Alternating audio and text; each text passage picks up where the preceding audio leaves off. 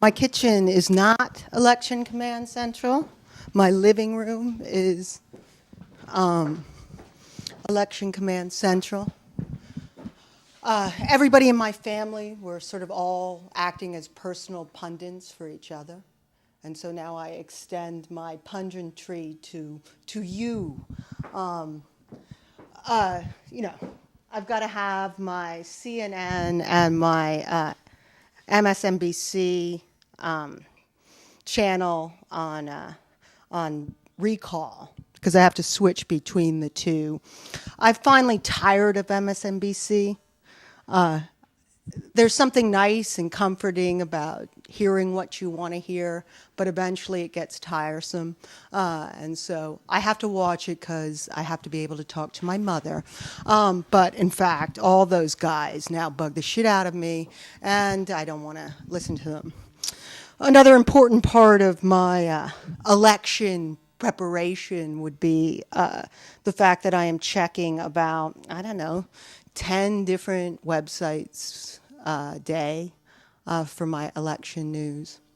So this is extremely sad, but once this election is decided, I'm going to have to go into mourning. I'm going to be a rudderless ship, whichever way it unfolds, because I, like many Americans, have spent way too much energy and time following this election. And once it's actually concluded, it will leave a hideous void in my life.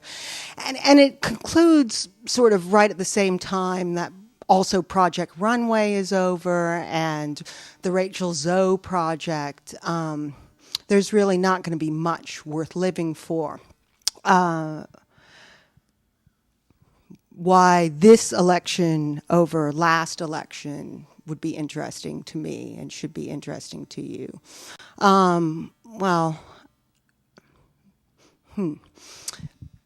It seems pretty obvious. You've got the cranky old PTSD old man. I can't even really deal with him, except, I think during last night's debate, that anybody who is still blinking messages that the Viet Cong are holding him prisoner and and he loves his country and don't believe the lies that he's saying right now as he's being filmed during this debate.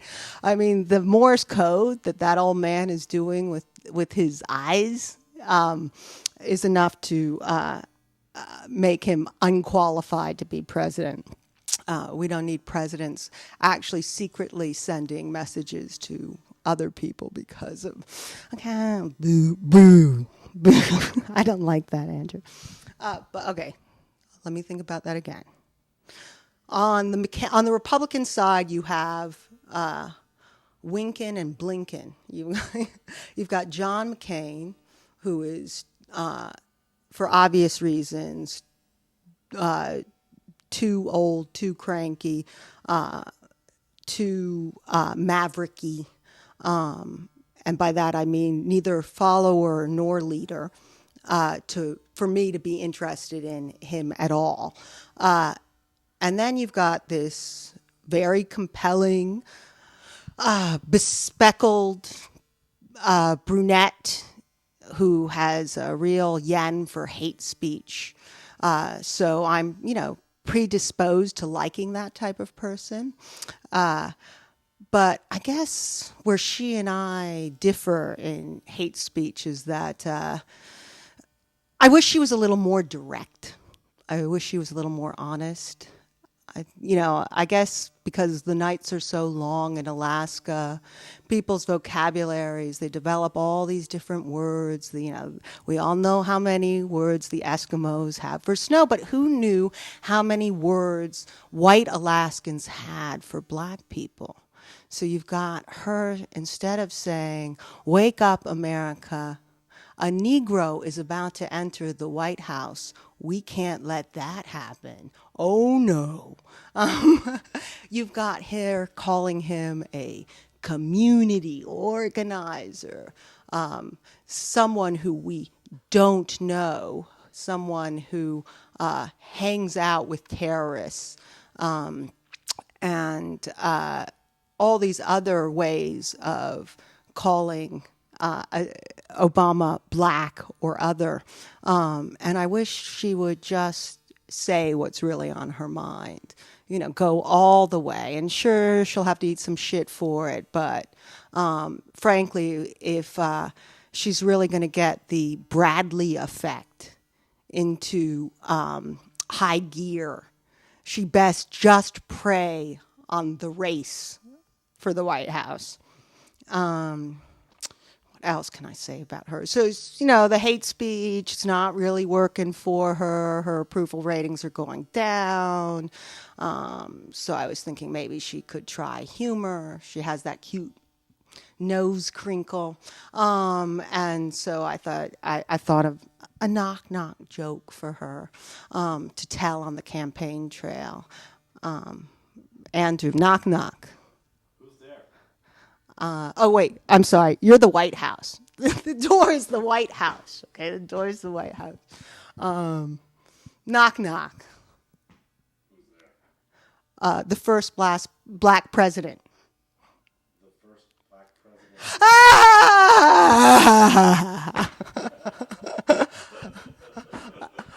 I think that would really work for her.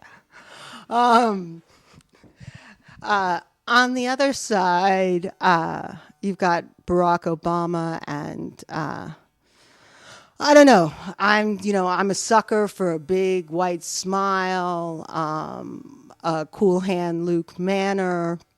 I think Paul McCartney and Michael Jackson actually put it best when you say that ebony and ivory have come together in perfect harmony in the form of Barack Obama. I guess my only criticism on that side would be that I wish he actually spent more time hanging out with terrorists and less time with his Harvard Review buddies. But it's a small complaint. It's a small complaint. The world is watching, and therefore I think they absolutely want to see him win, as do I, as do all of you. I never thought I'd actually be interested in fighting Joe Biden, but he's looking pretty good too. Yeah, so I make my students vote. I make all my students vote. I tell them they can vote for Barack, they can vote for McCain, they can vote for Ron Paul if they want to. They can write in their mama's name.